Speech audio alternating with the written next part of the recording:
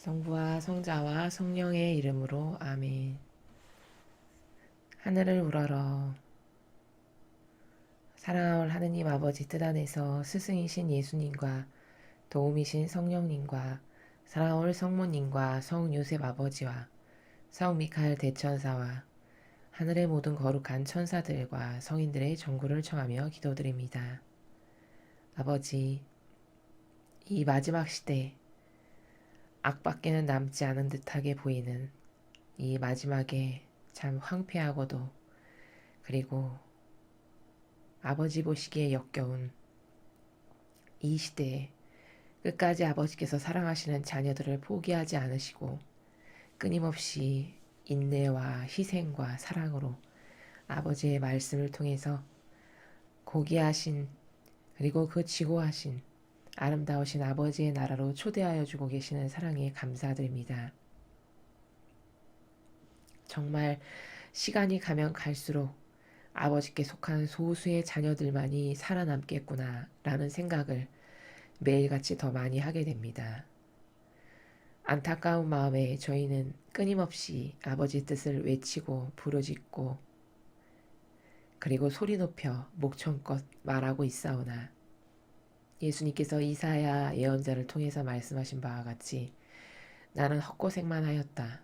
쓸데없는 것에 모든 그 시간을 다 써버렸다라고 말씀하신 그 나라가 무슨 뜻이신지를 참으로 절실하고 절절하게 점점 더 많이 깨닫고 있습니다. 그치만 예수님은 끝까지 잠시 쉬어가시기는 하셨어도 뒤로 물러서는 법이 없으셨고 포기하는 예가 절대로 없으셨기 때문에 저희 사명과 저희 십자가 사도직과 그리고 저희 제자들은 그 예수님과 어머니의 정신을 본받아 그 두 분의 하나 되신 성심 안에 완전히 용해되고 녹아들어서 두 분이 하실 법한 일들만을 두 분이 원하시고 바라시고 희망하시는 그리고 2000년 전에 사실적으로 수행하셨던 그 일들만을 하기를 갈망합니다. 하오니 아버지, 저희 사명을 가련히 여겨주시고 이 대한민국에 살아가는 아버지의 모든 백성들을 정말 불쌍하고 가련하게 여겨주시옵소서. 그래서 부디 아버지의 이 진리의 빛으로 죽어가는 그들의 영혼들의 눈과 귀를 활짝 열어주시옵기를 절대로 포기하지 말고 끝까지 그 모든 영혼들의 눈과 귀를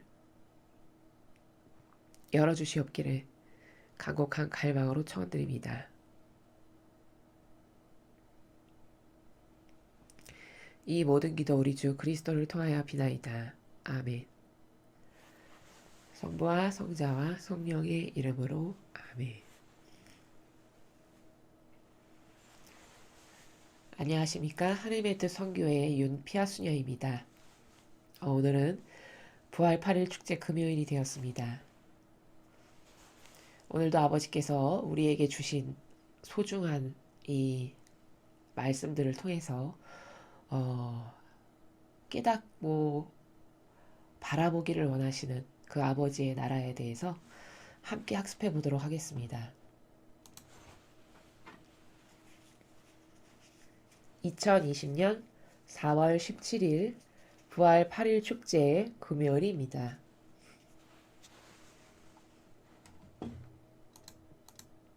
제1독서 사도행전 4장 1절에서 12절까지의 말씀입니다. 그 무렵 불구자가 치유받은 뒤 베드로와 요한이 백성에게 말하고 있을 때 사제들과 성전 경비대장과 사두가이들이 다가왔다.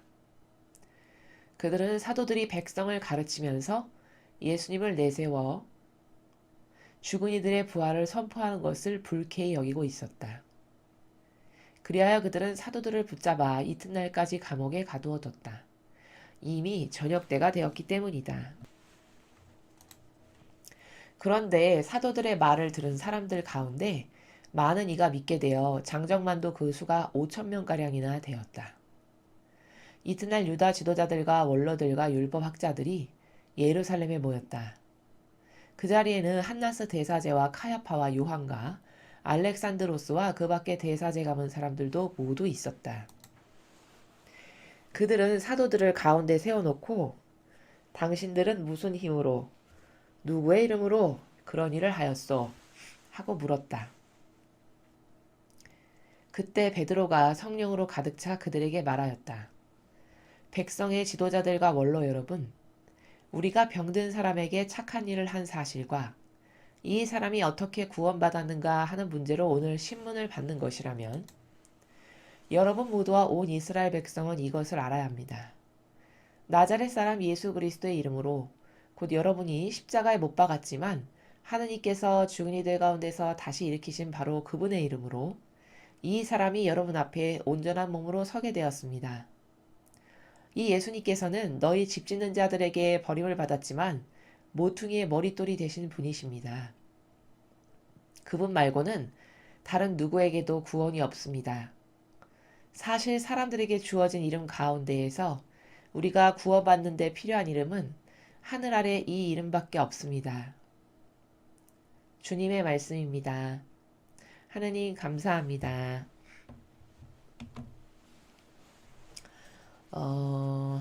먼저 중요한 관점을 말씀드리기 전에 간단한 개념의 나라에서 먼저 여러분께 알려드릴 것이 있습니다. 여기 지금 베드로 사도가 이렇게 이야기하죠. 구원받는 데 필요한 이름은 하늘 아래 이 이름밖에 없습니다. 이렇게 이야기했습니다. 자, 그럼 이름이 뜻하는 바가 뭔가를 좀 알아야 되겠죠. 자, 다른 강의에서도 말씀드렸지만 영적으로 그리고 진리의 관점에서 봤을 때 이름이라는 것은 곧 사명을 뜻합니다, 여러분. 그래서 하느님을 지칭하는 이름이 수도 없이 많다라고 알려져 있죠. 우리가 그 수도 없이 많은 이름을 다 미처 알지도 못할 만큼이지만 예전 성경에는 야훼라고도 하느님을 불렀고 지금은 보편적으로 하느님 아버지, 그리고 창세기에 보면 나는 있는 나다 이렇게 스스로를 있는 나다라고도 말씀도 하시고요. 이런 기타 등등의 이름이 많이 존재함을 우리가 찾아보면 알 수 있습니다. 자, 마찬가지로 예수님도 불리우시는 이름이 많으신데 그럼 왜 이렇게 불리우시는 이름이 많으신가? 이름이 무슨 뜻이길래 그런가? 라는 것을 좀 알아야 되겠죠. 자, 지금 말씀드린 바와 같이 이름은 사명을 뜻하는데 예를 들어 마지막 시대 예수님께서 재림해서 세상에 오실 때는 미가엘로 오신다라고 쓰여져 있습니다. 성경에. 그쵸? 구원자로 오신다라는 거죠. 그리고 예수님을 2000년 전에 이스라엘 백성들이 부를 때 예수 혹은 그리스도, 주님 이렇게도 부르죠. 그럼 예수라고 부를 때는 그분의 이 인성을 뜻할 때 우리와 같은 똑같은 인성을 취하셔서 오셨기 때문에 그 인간이 가지고 있는 한계적인 인성을 또 뜻할 때 예수 이렇게 부르셨죠. 그리고 그리스도라는 것은 그분의 신성을 뜻하는 겁니다. 하느님의 아드님이신 그리스도다 라는 그분의 신성을 뜻할 때, 그리고 주님 또 이렇게 부르면은 우리의 주인이신 온 우주 만물의 주인이신 주인님의 약자인 주님 이렇게 부른다라는 거죠. 즉 이렇게 다양한 이름이 존재하는 것은 그 이름 각각마다 내포하고 있는 사명이 다 다르다라는 거예요. 그 이름으로 불릴 때 행하시는 바가 다 다르다. 그렇기 때문에 다른 이름으로 불리운다. 라는 것을 우리가 알 수 있죠.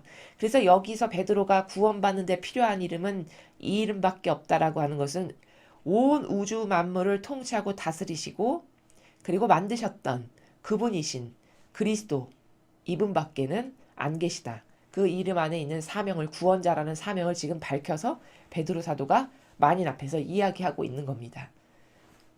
참고로 알아두시고요. 자, 오늘 우리가 이 일독서 사도행전에서 바라봐야 될 좀 중요한 관점은 이겁니다. 여기 7절에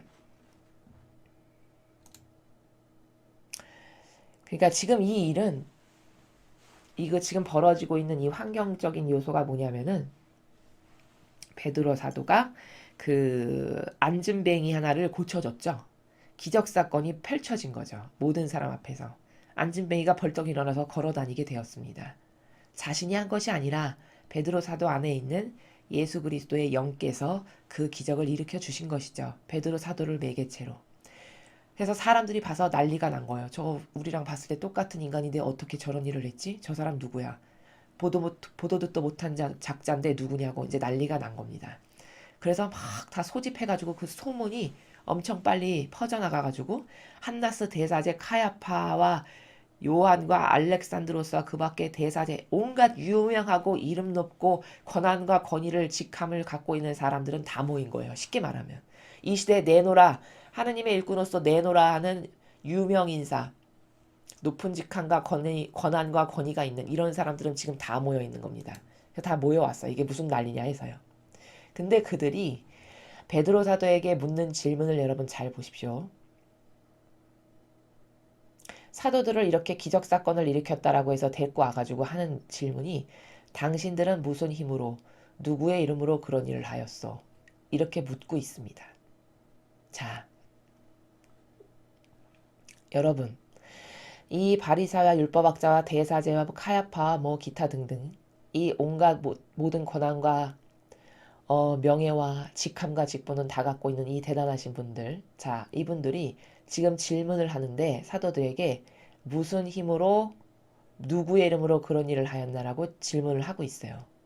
자, 그럼 여러분 이 질문이 진리에 근거한 겁니까?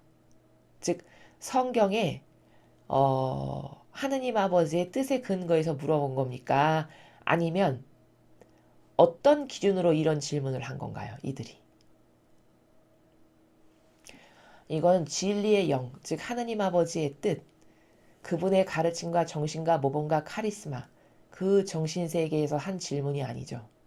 이것은 이런 질문은 무엇을 기준으로 지금 이들이 이런 질문을 하고 있는가?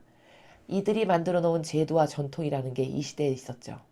이 바리사 율법학자가 그토록 열심히 따르라고 자기들도 똑바로 따르지 않으면서 무거운 백성들에게 짐을 잔뜩 올려놓고 손가락 하나 까딱 안 한다고 예수님께서 증언하신 그 613개의 율법. 그 율법이 하느님의 뜻 진리의 근거에서 만든 거냐? 아니죠. 자신들의 기득권의 세력을 영원무궁토록 유지하고 그 기득권의 세력 안에서 평생도록 땅땅거리면서 살기 위해서 만들어진 인간의 누룩이 들어간 그 제도와 전통이라고 하는 그 율법. 그 율법의 기준으로 당신들은 무슨 힘으로 누구 이름으로 그런 일을 하였어? 지금 이렇게 묻고 있는 거죠. 자, 이 질문 자체가 마귀의 나라에서 질문을 하고 있다는 것을 제가 지금 말씀드리고 싶은 거예요. 자, 만일 성령에 근거한 성령 하느님의 그 정신세계에 근거한 질문이라면 이런 질문은 자체를 하지 않겠죠. 왜냐? 이 사람들이 나쁜 일을 했나요? 사람을 죽였나요? 도둑질을 했나요? 범법 행위를 했나요? 마약이나 흉기를 휘둘렀나요? 뭘 했나요? 베드로 사도와 사도들은 불쌍한 불구자 고쳐준 게 다예요. 그쵸? 불쌍하고 가련한 불구자 고쳐주고 죄 용서받았으니까 하느님께 찬미드리라고 이렇게 하느님의 영광을 드러낸 게 다예요. 이들이 한 일의 전부가 그겁니다. 이들이 한 일의 팩트가 그거라는 거예요. 자, 그럼 과거 예수님께서 불구자 심지어 죽은 사람까지도 살리시고 이런 모든 기적들을 아버지 뜻 안에서 그 불쌍하고 가련한 백성들을 위해서 베푸신 거지 자신을 위해서 하신 게 아니죠. 자, 그럼 베드로 사도나 오늘 사도들이 그 앉은뱅이로 수십 년 동안 살아서 불쌍하고 가련한 그 영혼이 이제 다시 멀쩡한 두 다리로 걸을 수 있도록 고쳐준 것은 그렇게 함으로써 하느님의 영광을 드러낸 곳이요 이웃 사랑을 실천한 것이잖아요. 그럼 아버지 보시기에 이건 옳은 일이죠. 즉 하느님의 뜻 진리의 나라 그 신적 질서의 세계에서 봤을 때 이것은 예수님이 하셨을 법한 일을 똑같이 베드로 사도도 한 것이고 영혼 하나를 구한 거고 그럼으로써 아버지의 영광을 드러낸 정말 참으로 잘한 일 중에서도 잘한 일이죠. 하느님의 영광을 드러낸. 그러니까 이렇게 증언하잖아요.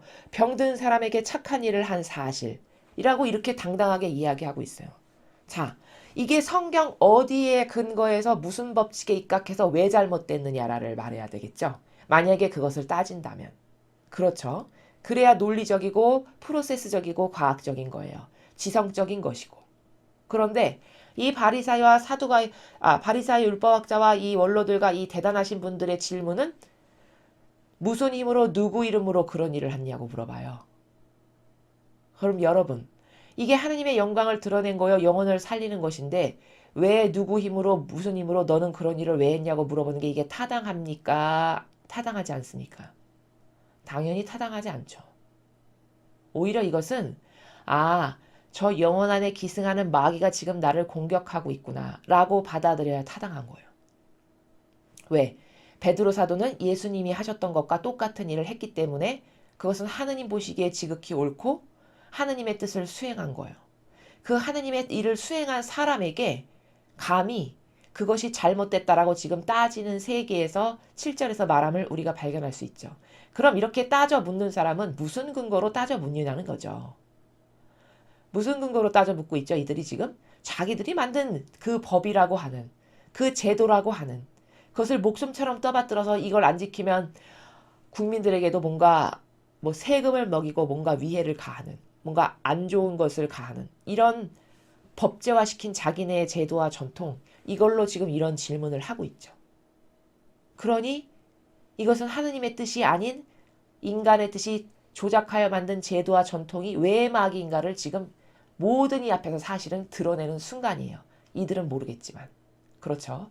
이 질문 자체가 하느님의 일을 수행한 아무런 죄가 없는 오히려 아버지의 영광을 드러내고 착한 일을 한 선량한 일을 한 영혼을 하나 살린 그런 일을 한 사람에게 너는 그걸 누구 힘으로 누구 허락받아서 그런 일 했냐라고 지금 물어보는 이 질문을 하는 그 영혼이 마귀의 영으로 완전히 사로잡힌 사람이라는 것을 자기가 스스로 입증하고 있어요, 지금. 그런데 전혀 깨닫지 못한다는 거죠. 그럼 이렇게 따져 묻는 이 사람은 무슨 근거와 무슨 논리 체계와 무슨 논지로 이런 것을 감히 묻냐는 거죠. 자기들은 우리 율법에 이렇게 하면 안 되는데 뭐 이렇게 이야기를 해요, 항상. 이 바리사 율법학자들은. 그럼 그 말은 뭐냐? 예수님이 하셨을 법한 일을 그대로 했고 아버지 영광을 드러내는데 우리 율법에 그렇게 하는 건 없는데 이렇게 말하면 그 율법이 마귀법이구나라는 것이 거꾸로 입증되는 순간 아니겠습니까? 하나님의 뜻을 거스르고 있잖아요, 지금. 하나님의 일을 공정하게 사랑으로 거룩한 사랑으로 잘 수행한 사람에게 시비 붙이고 있죠. 그러니 즉 이것은 역으로 말하면 뭐죠? 이 사람들이 이렇게 말하는 이 정신세계는 무엇에 근간해서 말하는가? 자기네 제도와 전통에 근거해서 말하는 거구나. 그러니까 너희들의 제도와 전통이 마귀법이네 라는 것을 이게 만인 앞에서 지금 드러내고 있는 거예요. 근데 이 만인이 단지 그것을 깨닫지 못하고 있는 것 뿐이라는 겁니다. 그렇죠? 마찬가지로 이 로마 가톨릭에 1700여 개가 넘는 조문이 있어요. 여러분은 일일이 교회법을 살펴보시지 않아서 잘 모르시겠지만 과거에 613개 했던 율법이 지금 현재 여러분이 신앙생활을 하시는 종교 생활을 하시는 이 시대에는 그게 무려 1700여 개가 넘는 조문으로 다 재정비가 되고 다 바뀌었어요. 자, 그럼 과거에는 613개의 법조문으로 영혼을 억누르고 억압하고 억누른 거죠. 이렇게 지금 너는 뭐 하면 돼, 안 돼. 이런 식의 나라에서 따져 묻는 거잖아요. 너는 그걸 왜 했어? 너는 그런 거 할 자격이 없어. 이런 식으로 따져 묻는 거거든요, 지금. 그렇게 영혼을 이렇게 가두는 거예요. 아버지 뜻을 행하는 영혼을. 자, 그럼 613개로 가두었던 이 시대가 더 사악합니까? 1700여 개가 넘는 조문으로 지금 영혼을 가두는 이 세대가 더 사악합니까? 악의 세력의 속성이. 당연히 이 세대가 무려 1700여 개가 넘는 조문으로 영혼을 이렇게 겁박하고 있지만 그들은 자신들이 겁박당하고 있다는 사실 자체를 모를 뿐인 거예요. 오늘 여기 모인 유다인들과 많은 사람들이 이 7절에 당신들은 무슨 힘으로 누구 이름으로 그런 일을 하였어? 이 질문을 하는 이 질문 자체가 나는 마귀의 종이야. 나는 마귀를 대변하는 충직한 마귀에게 장신구를 달아주는 하수인이야. 이걸 자기 입으로 입증하고 대변하고 있는데도 깨닫지 못했던 것처럼 단지 이 1700개가 넘는 조문으로 당신은 이거 하면 안 되고 당신은 교회법에 이렇게 어긋나고 이거는 우리 교회법에 없는 건데 당신 당장 하지 마시오. 그럼 교회법을 어기는 거예요. 이렇게 하는 지금 로마 가톨릭의 이 고위 성직자들, 주교, 추기경, 교황, 비롯하여 수많은 사제들 이들이 뭐 하면 되고 안 되고 이건 법에 위반되니까 안 되고 이렇게 지금 따지는 것과 완전히 똑같은 나라라는 거예요. 그런데 그런 그물에 그런 수많은 법조문으로 만들어 놓은 자신들의 아주 견고한 성벽처럼 쌓아놓은 그 제도와 전통이라고 하는 그 감옥 철창살에 이 신자들의 영혼을 다 가두지만 이 신자들은 그게 뭔지를 몰라서 자신의 영혼이 갇혀 있다는 것 자체를 인식하지 못하는 상황이 현재의 상황이라는 거죠. 자, 이 마귀의 자식들은 이때만 그랬냐? 아니요. 예수님이 오셨는데도 하물며 그랬어요. 예수님이 가서 누구를 죽은 사람을 살리고 기적을 펼쳐서 불쌍한 이를 고쳐주고 그냥 진리를 주구나 사나 밤낮 안 가리시고 아버지의 뜻 진리를 수많은 사람들에게 군중에게 만날 때마다 전하시고 가르치고 깨닫게 하시고 눈이 열리게 하기 위해서 그토록 애를 쓰실 때마다 이 바리사의 율법학자와 원로들이 한 짓은 뭡니까?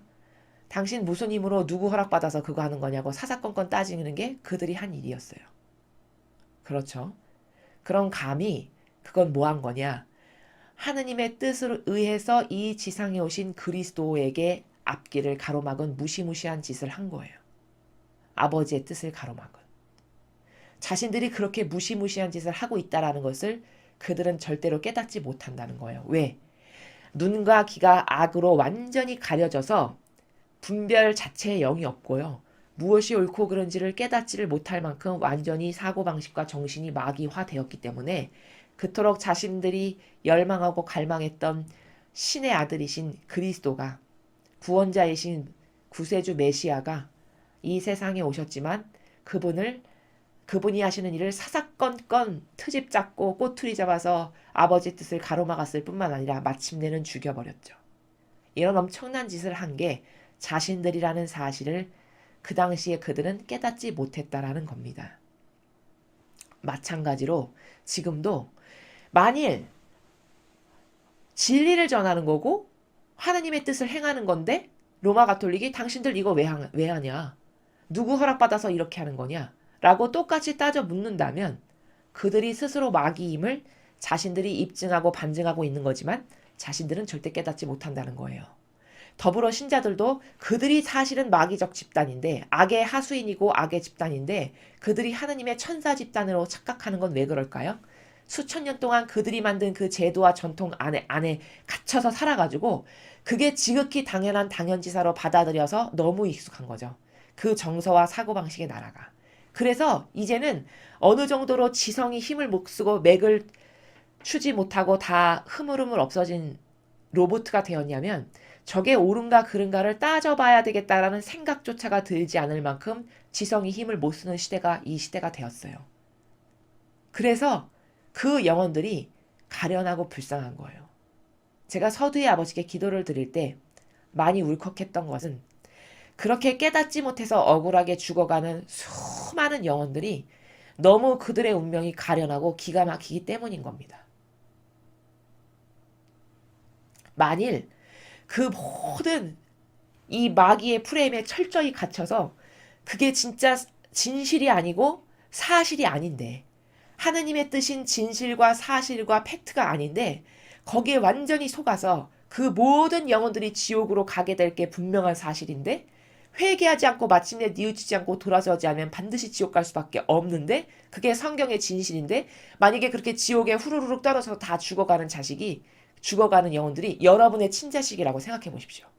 여러분의 마음과 여러분의 심장이 어떨까? 노골노골하지 않겠습니까?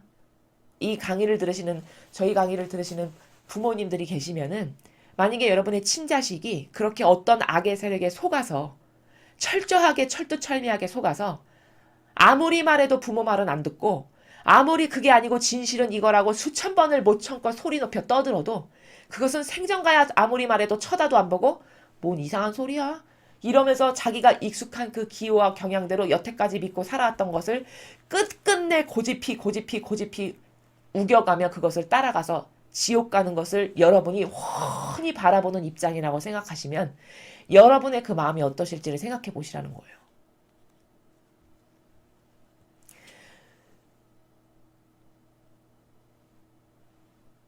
하느님 아버지가 슬프신 것은 그래서 슬프신 겁니다. 이 모든 온 인류가 아버지가 창조하시고 만드신 피조물이고 사실 아버지의 다 자녀들인데 그 중에서도 나는 좀 아버지를 잘 믿어봐야지. 아버지를 많이 사랑해야지. 아버지께 가까이 다가가야지. 내가 자식된 도리로서 아버지께 잘해드려야지. 이런 좋고 선량한 마음으로 아버지께 가까이 가기 위해서 다가왔는데 그 좋은 마음을 교묘하고 사악하기 이를 데 없는 마귀가 역이용해가지고 그 모든 아버지의 착하디 착한 선량한 자녀들의 눈과 귀를 다 막고 닫아버려가지고 지옥의 자식이 되게서 마귀밥이 되게 하는 것을 여러분이 훤히 바라본다고 생각해보세요. 얼마나 기가 막힐지. 하느님은 그것 때문에 매일 성심이 갈갈이 찢어지신다고 말씀하세요. 그 광경을 알파요 오메가이신 우리 아버지께서는 훤히 보시기 때문에 마지막 시대에 멸망할 마지막 영혼까지도 다 보시기 때문에 그 죽어가는 영혼이 너무 안타까우신 거예요. 그래서 그토록 애써 다가가고 목청껏 소리 높여서 그게 아니라고 그렇게 많은 말을 하시지만 결국에는 끝끝내 그 진실을 굳이 저버리고 마귀의 밥이 되고 종이 되기를 그토록 원하는 그 가련한 아버지의 백성들을 바라보시는 그 부모의 마음. 그 부모의 마음이 내 갈갈이 찢어지는 성심이라고 말씀하시는 겁니다. 그런 정신의 나라에서 한번 오늘 이 사도행전을 바라보세요. 얼마나 안타까운가. 얼마나 기가 막힌 현실인가. 마귀가 마귀를 대변하면서 공격을 해도 오히려 그거를 좋아하라 하면서 따라가는 그 형세와 판국이 지금 이 시대예요. 며칠 전에 있었던 여러분 그 선거를 보십시오. 그 선거의 결과를 보세요. 그렇게 3년 동안 악이 수많은 프레임으로 온갖 이 나라의 악한 행실을 다 했는데도 불구하고 아직도 눈이 열리지 않고 귀가 닫힌 영혼들이 그렇게 많다라는 것이 저희의 슬픔인 거예요. 어떻게 저렇게까지 아둔할까? 어떻게 저렇게까지도 무식하고 저렇게까지도 눈과 귀가 닫혔을까? 이게 너무 기가 막히고 너무 맥 빠지고 너무 희망이 없달까? 너무 좌절스러운 이런 현실을 우리가 목도하고 살아가고 있는 겁니다. 근데 기가 막힌 것은 아니 그들이 그렇게 열심히 따라가서 그들이 좋아진다면 모르겠는데 그렇게 열심히 따라가서 결국은 자기네 영혼이 망하고 죽을 건데 그 망할 길을 굳이 열심히 따라가는 그 가련한 영혼들을 한번 생각해 보십시오. 그게 그냥 남이라고 터부시하지 마시고 하느님 아버지의 성심을 이해해 드리려면은 그게 여러분의 자식이라고 한번 생각해 보세요. 그럼 그 미어지는 마음에 아프신 상처를 우리가 위로해 드리지 않으면 그 아버지의 마음을 누가 위로해 드리겠습니까? 누가 그 아버지의 마음을 이해하며 누가 그 아버지의 갈갈이 찢어지신 성심에 입맞춤 하나 드리는 자녀가 이 마지막 시대에 과연 누가 똑바로 입맞춤 하나 드리는 자녀가 있는지를 잘 생각해 보세요. 저는 자식이 없지만 제가 만약에 내 자녀가 그렇게 모든 것에 속아서 사방팔방에 다 깔려있는 그 악의 프레임에 완벽하게 속아서 내가 진짜고 내가 진짜 부모고 내 말이 진짜인데 내 말을 들으려는 생각도 않고 의지도 없고 귀뚱으로 없고 오히려 나를 비웃으면서 조롱을 해대면서 굳이 그 악에게 끌려가는 그 자녀의 뒷모습을 바라볼 때 정말 가슴이 아플 것 같아요. 그래서 오늘 이 유다인들이 이 베드로 사도가 하느님의 뜻을 행한 건데도 불구하고 이 베드로 사도를 공격하는 이 마귀의 사고책의 나라를 보시라는 거예요. 당신 그거 누가 시켜서 누구 힘으로 왜 하는 거냐? 이렇게 지금 따져 묻잖아요. 아니 그럼 베드로 사도가 나쁜 일을 했어야 말이죠. 하느님의 뜻을 거스르거나 악한 일을 했거나 그쵸? 사회에 문란을 조종했거나 사회에 어떤 악행을 했거나 뭔가 그렇게 했으면 따져 물어야 정당하겠죠. 근데 베드로 사도와 사도들은 아버지 뜻을 수행했어요. 예수님을 닮은 정신의 나라에서. 불쌍한 사람 안진뱅이 일으켜준 게 다예요.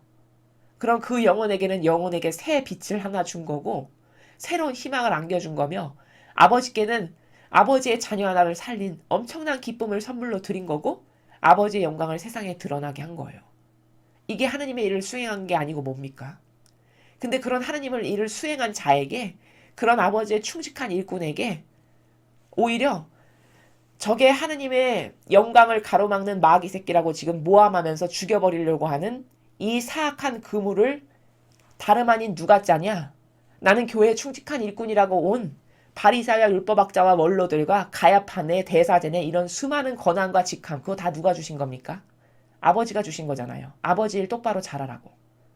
그 아버지 일 똑바로 잘하라고 준 직함을 교묘하고 사악하게 역이용해서 그렇게 내가 하는 말은 다 하느님의 말이야. 이렇게 듣게끔 모든 이들을 복종하고 굴복시키는 가운데 그 말 한마디로 하느님의 일꾼을 처단하고 죽여버리려고 하는 짓을 지금 이 바리사 율법학자들이 하고 있는 이런 기가 막힌 현실을 우리가 목도하고 있는 거예요. 그럼 이 현실이 끝났고 악이 이 세상엔 지금 판치지 않느냐는 거죠. 법조문 하나만 봐도 로마 가톨릭이 만들어 놓은 자기네의 교계 제도의 그 조문만 봐도 얼마나 사악해졌는지를 입증할 수가 있죠. 영혼을 1700개의 조항으로 가두어 놓는 거예요. 뭐 하면 안 되고 뭐 하면 안 되고 이건 교회 빼빼 걸리고 너희 누가 진리 그렇게 전하라고 그랬어. 누가 그렇게 이런 거 입고 다니라고 그랬어. 이건 사제만 해야 되는 건데. 이렇게 사상건건 시비 걸면서 이게 분명히 하느님의 일을 하는 거고 진리를 전하는 일임에도 불구하고 지금 이 똑같은 7절과 똑같은 마귀적 정신세계에서 너는 하면 되고 너는 하면 안 되고 너는 이것에 왜 법에 어기는 짓을 왜 했어. 심판관이에요 자기네가. 아니 그럼 그렇게 심판하는 일을 하고 싶으면 그게 그렇게 하고 싶으면 자신들이 먼저 아버지의 뜻을 행하는 사람들이 되어야 그런 말할 자격이 있는 거 아닙니까? 그게 공정한 거잖아요. 하물며 예수님은 자신이 그리스도시고 속성적으로는 신이신데도 불구하고 자신을 선하다고 하는 사람에게 나에게 선하다고 하지 말라고 말씀하실 만큼이었어요. 그럼 아버지의 뜻을 열심히 해보려고 교회의 열정을 가지고 뜨거운 사랑을 가지고 다가온 그 자녀들에게 신적 세계를 다 가로막고 차단해버리고 너는 하면 되고 너는 안 되고 이것은 교회법에 어긋나는 거니까 이렇게 하면 안 되고 이런 것으로 다 차단하면서 자신들도 하느님의 뜻을 행하지 않으면서 행하려는 사람까지도 못 행하게끔 가로막는 이 마귀를 글쎄요. 성경에서 하느님이 어떻게 단죄하셨나요? 분명히 말씀하셨어요. 예수님은. 이런 바리새와 율법학자들에게 잔치상에 초대를 했는데 누가 예복을 입지 않고 온 거예요. 그걸 주인이 딱 발견하고 어떻게 하죠? 집어 던지죠. 불구덩이 속으로. 이를 박박 깔면서 거기서 운다라고 되어 있어요. 이게 다 누굴 두고 하신 말이냐? 이게 나는 하느님의 일꾼입니다. 라고 주님의 집에 왔는데 아버지의 뜻을 일을 행하는 것은 하나도 없고 오히려 이렇게 아버지의 뜻을 행하는 사람들을 그 아버지의 뜻을 열심히 행하려고 하는 아버지의 충직한 종들을 가로막고 박해하고 핍박하고 너는 사탄이다라고 하면서 죽여버리려고 하는 너는 베엘제불의 힘을 빌려서 이런 것을 한다라고 온갖 모함으로 그 모함의 근거가 다 뭐죠? 그게 다 성경에 없는 모함이에요. 자신들이 만들어 놓은 제도와 전통, 사악한 마귀의 법을 가지고 와서 너는 하면 되고 안 되고 이렇게 단정하는 거죠. 그걸 가지고 와서 주님의 일꾼들을 다 죽여버린 게 남이 아니고 더 저 모르는 어떤 이상한 뭐 잡신을 믿는 이런 사람들이 아니고 그게 놀랍고도 무섭고도 몸서리칠 만큼 하느님의 집에 있는 사람들이 하느님의 집에 나는 충직한 종으로 살겠습니다. 다가온 그 모든 사람들이 다 마귀도구했다라는 겁니다. 그게 명확한 현실이고 팩트예요. 그 악의 세력을 지금까지도 대대손손 2000년이 지났는데도 전승하고 계승해서 이 로마 가톨릭은 더 심각한 악이 되었다라는 것을 제가 입증하고 말씀을 드리는 거예요. 과거 이 사람들은 이렇게 악한 짓을 했지만 무신론 공산주의를 떠받들진 않았잖아요. 지금은 어떻죠? 지금은 하느님의 집에 와서 버젓이 뻔뻔하고도 아주 당연스럽고 천연덕스럽게 무신론 공산주의를 떠받들고 찬동하기까지 하잖아요. 얼마나 심한 악입니까 그럼 이게? 얼마나 지독하고 사악하고 역겨운 악인가요? 그럼 그들이 말하는 그 모든 것을 거부해야 되잖아요. 진리가 있고 정의가 있다면. 거부하는 사람 누가 있나요? 저것은 하느님의 뜻하고 다르니까 우린 거부하겠습니다. 주님의 공정과 진리는 아버지 뜻 아닌 것에 동조하고 협력하라고 쓰여있지 않으니 성경에 넌 아닌 것은 아니오라고 분명히 말하라고 주님의 공정과 정의는 되어 있으니 전 이것이 진리가 아니니 아니라고 하겠습니다. 이렇게 하는 사람 누가 있냐는 거죠. 누가 있나요? 여러분 보셨나요? 그런 사람 주님의 교회라고 열심히 신자들에게 온갖 것 다 떠받들고 다 추앙받는 그 대단한 직함과 직분을 가진 로마 가톨릭의 고위 성직자들 중에서 이건 틀렸으니까 예수님의 가르침이나 정신이나 모험과 카리스마하고는 다르니까 난 이걸 거부하겠다라고 당당하고 용감하게 만인 앞에서 말하는 사람 누가 있냐는 거죠.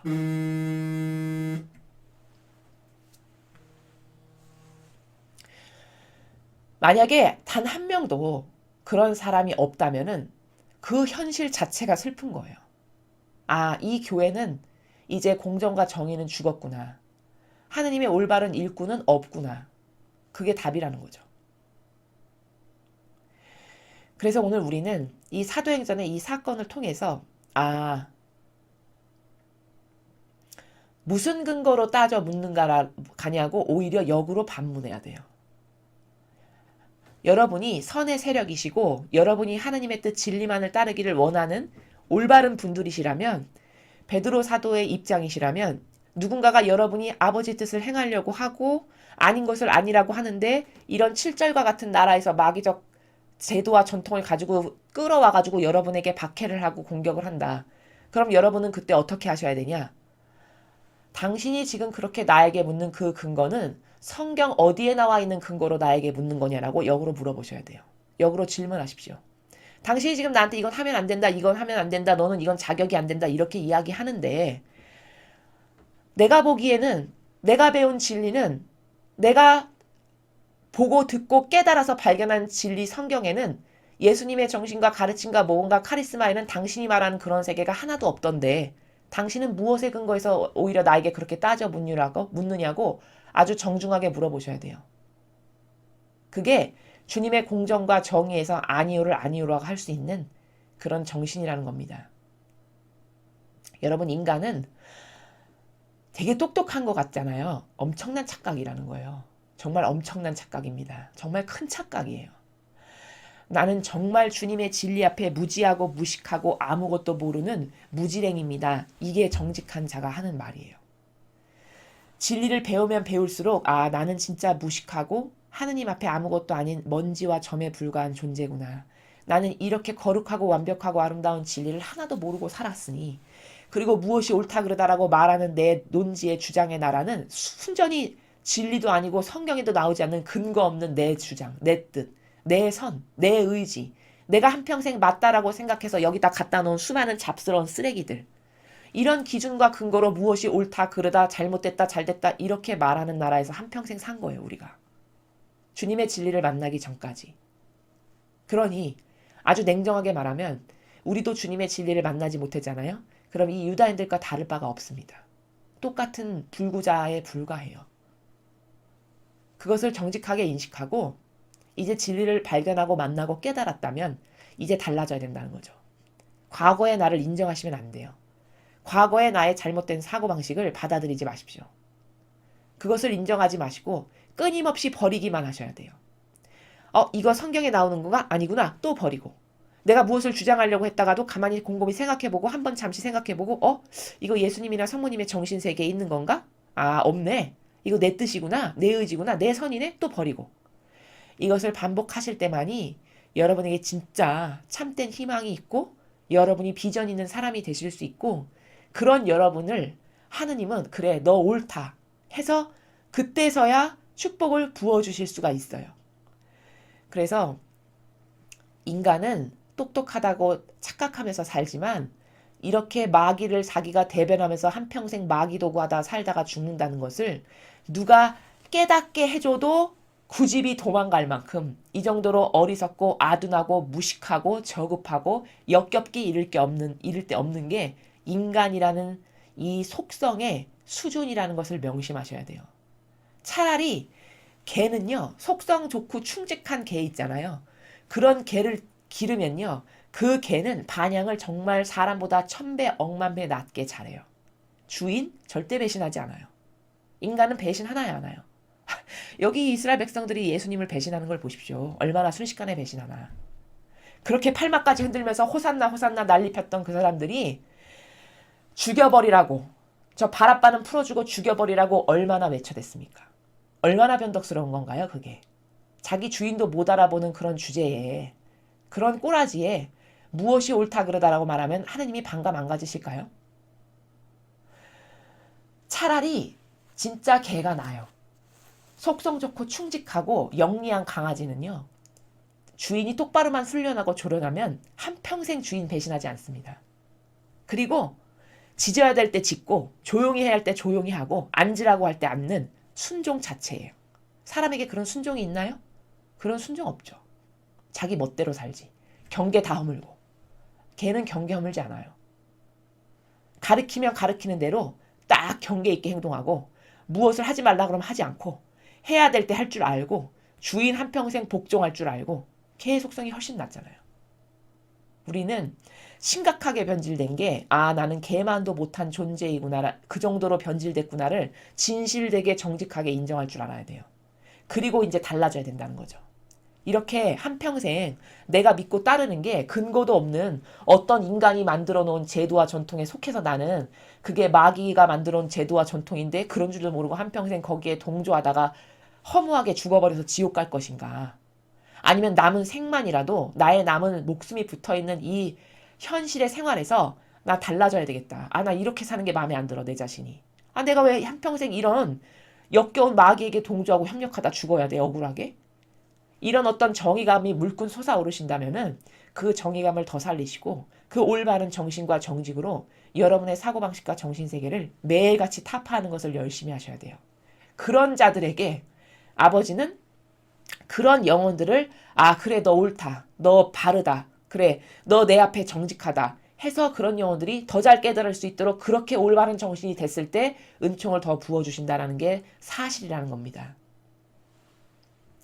그래서 이 사도행전을 통해서 얼마나 인간이 역겨운 존재고 인간이 만들어온 제도와 전통이 얼마나 쓰레기인가, 얼마나 영혼을 죽이는 마귀의 제도와 법인가를 올바르게 인식하셨으면 좋겠습니다. 자, 다음으로 복음을 보시겠습니다. 요한복음 21장 1절에서 14절까지 말씀입니다. 주님 영광 받으소서. 그때 예수님께서는 티베리아스 호숫가에서 다시 제자들에게 주님 자신을 드러내셨는데 이렇게 드러내셨다. 시몬 베드로와 쌍둥이라고 불리는 토마스, 갈릴레아 카나 출신 나타나엘과 제베데오의 아들들, 그리고 그분의 다른 두 제자가 함께 있었다. 시몬 베드로가 그들에게 나는 고기 잡으러 가네 하고 말하자 그들이 우리도 함께 가겠소 하였다. 그들이 밖으로 나가 배를 탔지만 그날 밤엔 아무것도 잡지 못하였다. 어느덧 아침이 될 무렵 예수님께서 물가에 서 계셨다. 그러나 제자들은 그분이 예수님이신 줄을 알지 못하였다. 예수님께서 그들에게 얘들아 무얼 좀 잡았느냐 하시자 그들이 대답하였다. 못 잡았습니다. 예수님께서 그들에게 이르셨다. 그물을 배 오른쪽에 던져라.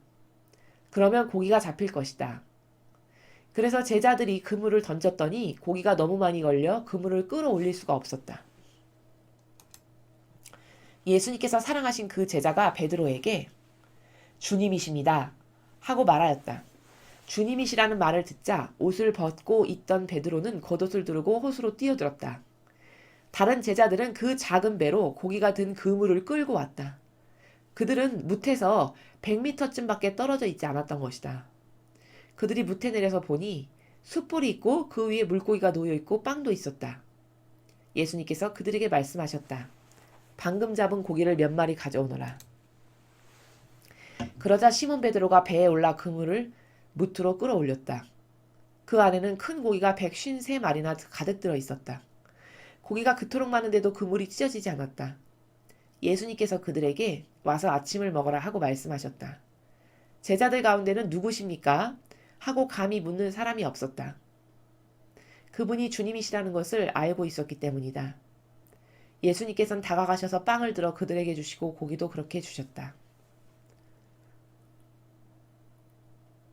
이렇게 예수님께서는 죽은 이들 가운데서 되살아나신 뒤에 세 번째로 제자들에게 나타나셨다. 주님의 말씀입니다. 그리스도님 찬미합니다. 네, 오늘 지금 여러분께서 함께 읽으신 요한복음이죠. 21장 1절에서 14절까지 함께 읽으셨는데요. 오늘 우리가 이 요한복음에서 곰곰이 잘 생각해 봐야 될 나라가 하나 있는데 그게 뭐냐면 어떤 관점의 나라냐면 리더십에 대한 거예요. 그 예수님의 리더십을 오늘 우리가 여기서 볼 수 있는데요. 오늘 예수님의 이 제자들을 다시 취합하시는 그 리더십을 보면 참 사람, 인간적인 속성에서 살아가는 사람과 참 많이 다르다는 걸 여러분도 발견하셨을 거예요. 지금 이 상황이 뭐냐면은 이제 예수님이 돌아가시고 제자들의 공동체가 다 뿔뿔이 흩어지고 풍지박산이 난 거예요. 이제 리더가 없어졌으니까요. 왜냐하면 이때까지도 제자들은 아직 눈과 귀가 열리거나 신적인 나라에 원활한 소통이 되지 않았던 때여가지고 성령을 받기 전이죠, 아직. 그래가지고 인간적인 한계성에 다 사로잡히고 갇혀 있었어요. 그러니까 이제 자기들이 따라야 될 스승님이 없어지셨으니까 너무 당황스럽고 어떻게 당장 이제 먹고 살지 큰일 났네. 뭐 이런 인간적 걱정의 나라밖에 없는 거죠. 그러니까 예수님이 너는 전체를 총괄하는 리더다. 너는 반석이다라고 뽑아 넣으신 베드로까지도 한심한 그 행태가 나오는 게 난 고기 잡으러 가네. 그리고 고기 잡으러 가요. 생계를 위해서 그냥 모든 것을 다 버리고 예수님이 세워주신 뭐 사명도 필요 없고 신적으로 너는 내 뒤를 이렇게 잘 이어서 훌륭한 내 양들을 잘 돌보는 반석이 되거라. 이런 의미에서 세워놓으신 그 과거의 수많은 것들을 말들 다 까먹고 그냥 인간적인 그 이후에 완전히 파묻혀서 그 세계에 확 파묻혀가지고 고기 잡으러 간 거예요, 지금. 그러니까 리더가 없어지니까 어떡하겠습니까? 당연히 공동체가 풍지박산 나죠. 뿔뿔이 흩어졌겠죠. 그리고 그 베드로를 따라서 제자들의 많은 수가 어부였잖아요, 원래. 어부에서 뽑으셨잖아요. 그러니까 그 어부들은 그냥 다 베드로 사도 따라서 줄줄이 따라서 지금 다시 고기 잡으러 온 이런 상황이에요, 풍지박산이 난. 자, 그런 제자들을 다시 규합하시고 모으시는 예수님의 리더십을 한번 보세요. 만약에 이 상황이면 인간 같았으면은 뭐 호통을 치거나 욕을 하거나 심한 경우면 뭐 소리를 치면서 막 호되게 야단을 치거나 뭐 이런 사람들도 많이 있을 거라고 생각이 돼요. 너 어떻게 내가 그렇게 부탁을 하고 당부를 했건만 고작 그래 반향한다는 수준이 이거냐고 막 뭐라 하셨을 수도 있겠죠. 인간적인 그 리더라면. 근데 예수님의 이 리더십을 보니까 이 신적 리더십을 보니까 참 놀랍고 간탐스러운 건 뭐냐면 그것에 대해서 이런 방구 말씀 한마디가 없으세요. 말 한마디도 없으시고 그냥 와서 묵묵히 행동으로 그 제자들이 양심에 찔려서 스스로를 바라볼 수 있는 행간의 나라에서 모든 행동을 취하시는 것을 우리가 알 수 있죠. 그러니까 묵묵히 와서 고기 안 잡히고 낑낑대고 있는 그 제자들한테 고기도 손수 다 잡게 하시고 여기다가 물을 한번 쳐봐라. 그물을. 못 잡았습니다. 그러니까 그럼 그물을 배 오른쪽에 던져봐라. 그럼 고기가 잡힐 거다. 그래서 던져봤더니 밤새 못 잡았는데 이 사람들이 전문인데 고기잡이로서는 예수님의 비할 바가 아닌 전문가들이잖아요. 어부니까 평생 이것만 한 사람들인데 밤새도록 못 잡은 거예요. 그런 전문가들이. 근데 예수님이 오셔가지고 딱 나타나셔가지고 그럼 오른쪽에 한번 던져봐라. 아주 그냥 순순히 던졌어요. 그랬더니 기가 막히게 많이 잡힌 거죠. 밤새도록 안 잡혔던 고기가. 그리고서도 그러니까 그 고기가 기가 막히게 많이 잡히는 걸 보고 똘똘한 제자 하나가 딱 감으로 느낀 거예요. 이거는 주님이시구나. 주님이 오셨구나. 이걸 딱 감으로 캐치한 거죠. 촉으로. 그러니까 주님이십니다. 이렇게 딱 누군가가 이야기를 한 거예요. 그랬더니 그 말을 듣자마자 베드로 사도가 겉옷을 두르고 호수로 막 뛰어가는 거죠. 그리고 이제 다른 제자들은 그것을 처리를 해야 되니까 주섬주섬 고기 같은 그물을 끌고서 이제 이렇게 정리를 하는 이런 상황이에요. 그래서 묵묵히 고기 못 잡았다고 하니까 고기도 잡게 해주시고 또 무태 와가지고 숯불을 다 피우시고 물고기를 굽고 빵을 굽고 계신 거예요. 아무 말씀 없이 조용히 행동으로. 그리고는 방금 잡인 고기 몇 개 좀 가져오너라 이러셔요. 그러니까 이때는 이제 벌써 예수님이신 걸 안 거예요, 제자들이. 그러니까 얼마나 부끄럽겠어요. 얼마나 마음이 양심이 찔렸겠습니까? 자신들은 예수님 이제 돌아가서 끝났다라고 파탄났다라고 생각해서 당장 생계에 뛰어들어서 왔는데 돌아가신 줄 알았더니 예수님이 떡하니 나타나셔가지고 묵묵히 앉아서 고기 구워주시고 빵 구워주시니 얼마나 민망하겠어요. 그런 행동을 조용히 하세요. 침묵 가운데. 그리고서는 다 하시고 아침 먹거라 이렇게 하시는 거예요. 근데 얼마나 그 카리스마에 신적인 정신세계와 이 그 아우라에, 즉 카리스마에 모든 이가 짓눌렸고 거기에 압도당했으면은 누구십니까? 묻는 사람이 아무도 없었다는 거예요. 감히 물을 수가 없을 만큼 이미 그 오감으로 아 이건 주님이시구나라는 것을 지금 이미 제자들이 느꼈고, 또 물을 수가 없는 건 왜 그러죠? 너무 창피하니까, 너무 부끄러우니까, 너무 양심에 찔리니까 아마 고개도 못 들었을 것 같아요. 제가 추상해 보기로 고개도 못 들고 땅바닥만 쳐다보면서 이렇게 있었을 것 같아요. 제자들이 아무도 묻는 사람이 없었다는 거예요. 왜? 주님이시라는 것을 다 알고 있었기 때문이라는 거죠. 그래서 지금 여기 보시는 이 복음은 오늘 요한복음이라서 여기 또 안 나오는데, 이제 다른 공간복음에 보면은 이 사이사이 조금씩 내용들이 다른데 여기에는 안 나왔지만, 그러면서 예수님이 베드로 사도에게 너 나를 사랑하느냐 3번을 물어보시잖아요. 그러니까 주님, 제가 주님 사랑하신 줄을 잘 아십니다. 이 말을 3번을 하죠. 그 3번을 하는 베드로 사도의 마음이 어땠을까요?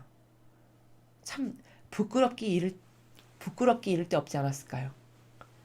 그렇게 스스로 부끄럽고 뉘우치고 깨닫고 발견해서 다시는 그것을 안 할 수 있는 마음이 되게끔 그것을 이끌어내시고 그 감흥을 이끄시고 그 감동으로, 여기 지금 이 리더십은 남을 감동시키는 리더십이에요. 상대를 감동시킨다는 건 뭐냐면 그의 양심과 정신이 깨닫게 하고 눈먼 자신을 발견하게 하고 눈멀고 기다쳤던 그 과거의 모습을 반추해서 부끄럽게 여기며 회개할 줄 알게 하는, 이런 나라를 스스로 깨달을 수 있게끔 하는, 바로 이런 나라를 지금 감동을 주는 리더십이라고 제가 말씀을 드리는 건데, 그렇게 스스로 무슨 채찍질을 하거나 쌍욕을 하거나 뭐 예를 들면 뭐 엄청난 큰 목소리로 뭐 꾸짖거나 이런 것을 하나도 하지 않으셨는데,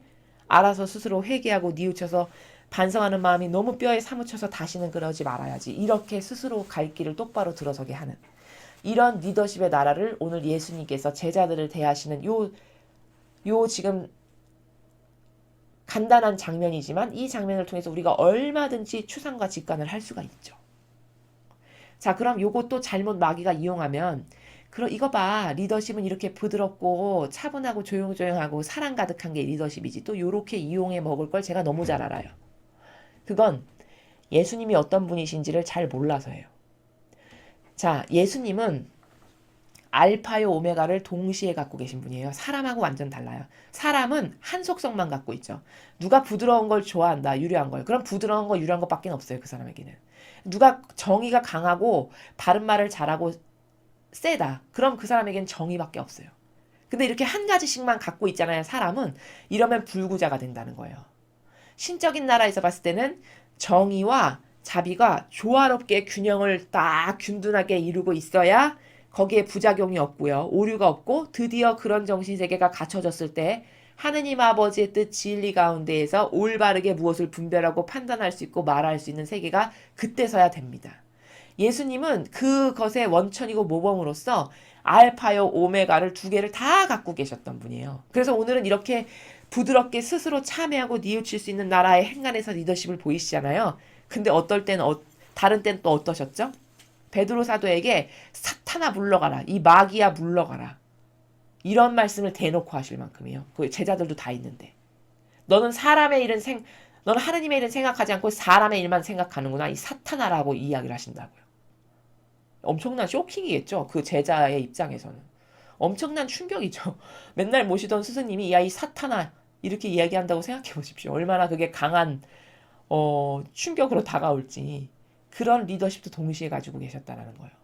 근데 이것을 이제 조화롭게 쓰실 줄 아는 거죠. 어떨 때 사탄이라고 해야 되는지, 어떨 때 조용하고 부드럽게 다가가서 격려하는 가운데 그들이 감동받고 감화돼서 아 다시는 이러지 말아야지라고 깨닫게 하는 때는 어떤 때인지, 이런 것을 너무 잘 아시는 거죠, 예수님은. 그러니까 이 리더십이 자유자재하시면서 조화롭고 동시에 다채로워서 어디에 틀에 박혀 있거나 갇혀 있지 않은 리더십. 그러면서 상대의 마음을 변화시키고 감화시키고 감동시키고 달라지게 하는. 그러니까 결국에는 예수님의 목표는 그거예요. 결국에는 이들을 통해서 아버지 뜻을 이루게 하는 게 목표이기 때문에 그 목표를 이루기 위해서 이런 다양한 여러 가지의 방법의 리더십을 사용하셨다라는 것을 우리가 발견할 수 있죠. 근데 이 중에 어떤 한 가지만 취한다. 그럼 불구자라는 거예요.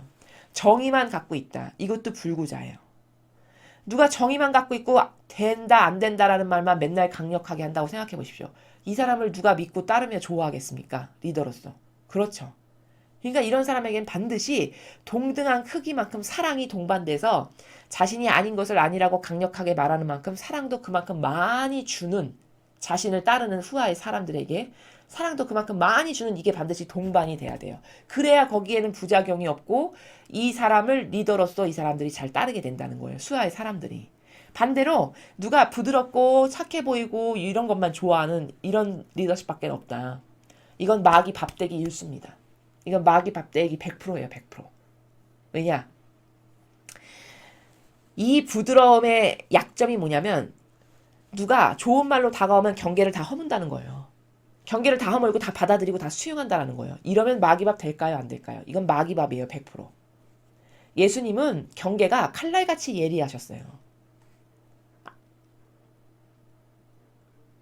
아버지와 자신의 사이의 경계, 자신과 제자들 사이의 경계, 사랑의 나라도 경계가 다 달라서 12명의 제자나 성경을 보면 그 여인들을 만나셨을 때나 각각의 사람마다 사랑을 주는 나라의 경계가 다 달라요. 이렇게 섬세하고 디테일하면서 명확한 경계를 다 가지고 계셨단 말이에요. 이러니까 이 자비가 아름다운 거예요. 이러니까.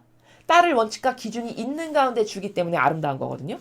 근데 이 좌파나 이 빨갱이나 무신론이나 이 로마 가톨릭의 자비는 경계를 허무는 자비죠. 그렇죠? 여러분. 경계를 허무니까 뭐 재벌에게 돈 나눠야 된다라고 하고 난민 받아들여야 된다라고 하고 그쵸? 그거 다 경계를 허무는 거잖아요. 경계 허물고 그냥 막 줘라 이거예요. 아 경계 허물고 난민 막 받아들여라 이거죠. 그쵸? 경계 허물고 동성애자 사랑해라 이거예요. 그가 그 잘못 아무리 그게 경계가 아니라고 해도 그건 불쌍한 거니까 소수니까 받아들여라. 이렇게 되면은 이건 나라 망하는 지름길이죠. 이런 부드럽고 유려한 이런 친절한 것만 좋아하는 이런 사람의 리더십에 이거는 완전 마귀도구 100%라는 거예요. 이런 사람에게 주님의 공정하신 정의가 똑같이 수반되고 동반되지 않으면 이런 경계, 이 정의는 경계를 설정하는 건데요. 이런 경계를 설정하는 정의가 여기에 동반되지 않으면 이건 다 빨갱이 마귀랑 똑같은 족속의 마귀로 변질돼서 다 지옥 가게 된다는 게 이게 제 말이 아니고 성경에 나오는 수많은 잘못된 자비로 인한 부작용을 보면 다 그렇게 된다는 거예요. 이래서 예수님의 오늘 우리가 제자들을 대하시는 이 리더십의 세계를 보면은 여기는 말 한마디 뭐 부잡다하거나 구태의연하거나 뭐 덧붙이는 첨언하는 이런 말 한마디가 없으셨는데도 불구하고 제자들이 스스로 알아서 경건해지고 스스로 알아서 조용해지고 스스로 알아서 양심을 이렇게 조명하게 되는, 그렇게 만들어서 아 내가 잘못했구나 라는 것을 깨닫고 다시는 안 할 수 있게끔 독려하고 격려하시는 이런 훌륭한 정신세계의 리더십. 이것과 동시에 무엇이 수반돼야 된다고요? 정의. 예수님의 정의는 베드로 사도가 그렇게 사랑하는 제자였고 수석사제로 뽑아놓으셨음에도 불구하고 하느님의 뜻에 어긋나는 그 경계를 허무는 이상한 인간적인 것 안에서 뿜어내는 아우라 가운데 사니까 뭐라고 하시? 가차없이 사탄아 물러가라 이렇게 하셨어요. 그리고 성전에서 그 성전세 자리세 받아 먹으면서 그 앞에서 그 자리세 받는 사람들 있잖아요. 그들에게 어떻게 하셨습니까? 그 환전상들. 그 환전상의 그 상을 다 엎어버리셨어요. 뒤집어 엎어버리셨어요. 그만큼 정의가 강하셨다는 거예요. 아닌 것 앞에서. 그 경계의 앞에서. 이 두 개가 동시에 공존하셨고 이 두 개를 어느 때 어떻게 사용해야 되는지를 아주 명확하고 섬세하고 디테일하게 잘 조절해서 쓰셨던 이런 카리스마를, 이런 리더십을 만약에 누군가가 리더가 돼야 될 사람들이라면 그게 나라의 대통령이건 그게 나라의 뭐 국무총리건 뭐 정치 지도자건 교회 지도자든 간에 완벽한 모범은 여기밖에 없다는 거예요. 인간 그 어떤 누구에도 이런 완벽한 리더십은 없어요. 오로지 그 목표, 그 완벽한 설정값의 기원이 되시는 예수님의 이 리더십에서 우리가 리더십을 잘 배워서 이 나라도, 이 교회도 이렇게 이분의 정신세계에 함께 용해된 리더십 가운데서 수하에 따르는 사람들을 돌보고 격려하며 그들을 통해서 아버지의 뜻을 이루고자 하는 목표를 이룰 수 있는 사람이 아니라면, 이런 리더십을 발휘할 사람이 아니라면, 그것에 결격 장애가 있고 못한다면 그를 리더로 뽑으면 안 돼요. 그것은 남에게 나쁜 영향력이나 끼치고 악한 영향력으로 남까지 죽어가게 하는 마귀 도구를 하는 거기 때문에 그 영혼에게도 사실상 좋지가 않아요. 그래서 리더는 함부로 아무나 뽑으면 안 된다는 것. 둘째, 만약에 누군가가 리더가 됐다면 이런 정신세계로 고취되고 고무적이 되고 이 정신세계가 자기의 정신세계가 되게 하지 않으면은 그 리더는 차라리 그냥 평범하게 조용하게 리더 안 하고 남에게 영향력 끼치지 않고 기도 열심히 하면서 살아가는 정말 착하고 예쁘신 할머니 할아버지들이 있으시죠. 성당에 오시는. 그 할머니 할아버지들의 영성보다도 못한 존재라는 것을 정직하게 인정할 줄 알고 깨달을 줄 알아야 된다는 겁니다.